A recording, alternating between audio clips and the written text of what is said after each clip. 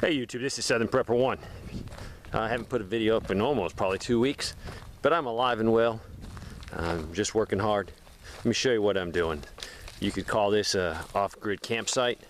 You could call it an alternative bug out location. What I have discovered though, if you're going to bug out with just a rucksack, life is going to be hard. If you have children, if your wife is not into camping or into prepping, your life is going to be pretty much impossible to make her comfortable. But with a little bit of equipment, a little bit of stuff, and it doesn't have to cost you a lot, your quality of life in the woods, bugging out, will go up considerable. A few things you can do.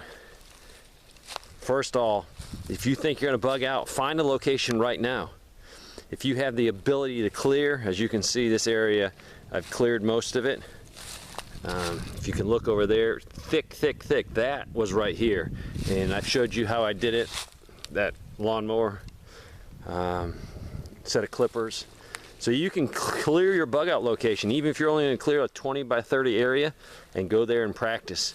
Another thing, tarps, rain, sun, heavy duty tarp. This is a military tarp, extremely heavy compared to the tarp you buy at Walmart. This one had tie downs in it, and so I put 2 up. I have 1 more to put up. Extremely helpful. Go ahead, and I'm going to put in a big fire pit right there. Right now it's just one of those metal ones. Adirondack chairs, they're plastic, $14.99 on sale, usually at Labor Day or Memorial Day. They're so comfortable. Just a chair in the woods like that would make you a happy camper. It would make your wife a very happy camper. I got that a couple days ago for free. Someone was moving and another buddy didn't want it. Excellent. Got a bug out location? Think, hey, camping, think bug out. Just that table will let your wife or you prepare food so much more easily than just on this floor. Now, granted, you could build a table out of wood. It's going to take a lot of time and effort. That you can sanitize a lot quicker. It's glass. If you can pre-position a propane or 2 tanks and a type of grill, you might say, well, you're going to run out of propane. If you do, save this. This is awesome. 1 bolt will take the innards out of that. You can set this right in a fire. That way you can put your pot on the inside of it, or a grill or a grate on the top, and you can cook right on a fire. So it might be useless, you know, 6 months in, or a month in, 2 months in, when you run out all your propane. But that type can set right in a fire, and you can definitely help cook on it. Picnic tables. If you can pre-position a picnic table at your bug out location, do it. Sitting at a picnic table with your family eating compared to just sitting on the ground, life's going to be a lot better. Every year they go on sale. I bought, these are normally $100, and I did a video on them. I paid 50 bucks a piece. Well worth it.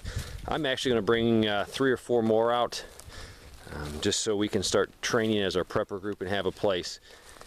People have bug out bags, people have get home bags, and I'll tell you what, they're not using them. They pack them, they put them up. For our prepper group, we're going to use them.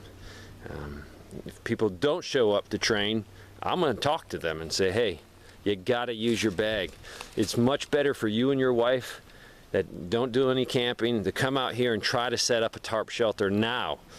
No one's shooting at you. It's not pitch dark. You don't have to worry. People will help you. So learn everything in your bug out bag. You should be an expert at using, plus using it in the complete darkness. What I did here was I salvaged these from a business going out of business. They're just steel pipes. Pounded them in, very secure. Took some 1.25 inch PVC, set it over that so people won't run into it. I can camp very comfortable here, and I'm going to keep increasing it to make it more enjoyable. I put in a D-Light. Basically, there's a solar panel right there, and you can do it with any solar panel, any small system. It doesn't have to be a light, that's for sure. Just something. This is unbelievable. It basically charges this lantern that I can carry around. And then I have 2 lights. I can get 2 more, and I'm thinking about doing that. And you got a little switch here. 1 is a low, and then 2 is high. Right now you can't tell how bright they are, but during the pitch darkness, oh, it makes a world of difference having a little bit of light. So I ran 1 light bulb in here and 1 in the other tent, or the other tarp, excuse me. I also set, these are 4 pallets, got them for free, got the plywood for free, salvaged them off a job site. So I have nothing in that. Your life will be so much better with this setup, a tarp. That way if we get a monsoon rain, you get inches and inches of water, you're going to be dry. You also can use it for storage. You can set them in there, and they're sitting on the plastic. Still they're going to get some dampness, but they're out of the way. They're secure, you know where they are. I can't say enough about the pallets. You get off the ground and you're definitely warmer, you're definitely drier. I'm gonna have to level that. I didn't bring my level out here. I've been trying to remember to do it. And that side has to go up maybe 1.25 inches. That will make sleeping in there a lot easier. It's a pain when it's a little off. Your body knows it's off. So I need to fix that, make it more comfortable to sleep in. Also stack some very dry wood inside, and I'm gonna run that down the back. Now let's say it's wintertime, windy, and the tent is not an ideal place to be, but by building up a row of wood, you can also protect your sleeping area and just get out of the wind. That will block the wind. Make sure it doesn't fall over on you while you're sleeping. Also, you have rope, make sure you can set up a clothesline. For me, I don't need a big one right now, so just actually the cords from the tarp work great for a clothesline.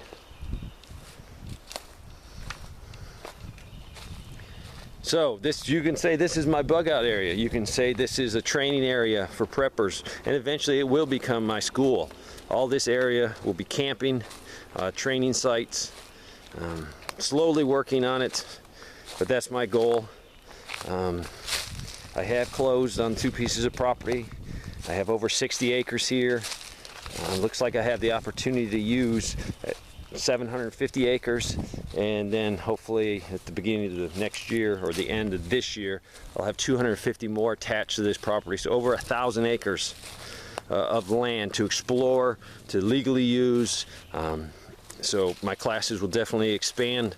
I definitely can do a lot more classes and cover a lot more things when you have over 1,000 acres of raw land.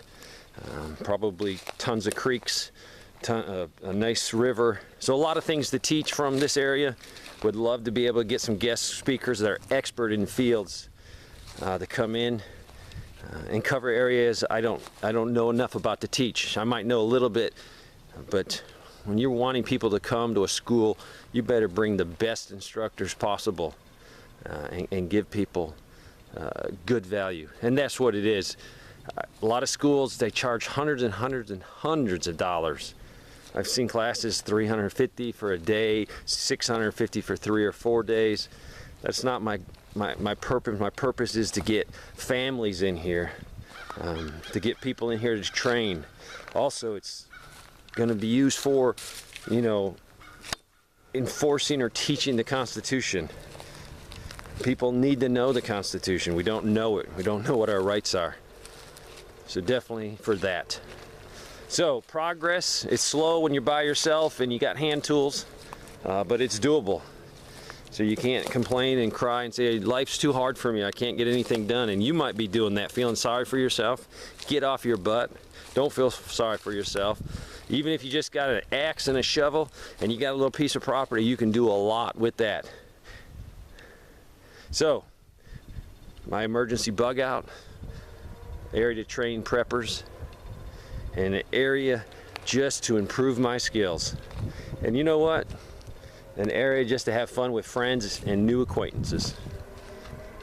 Thanks for watching.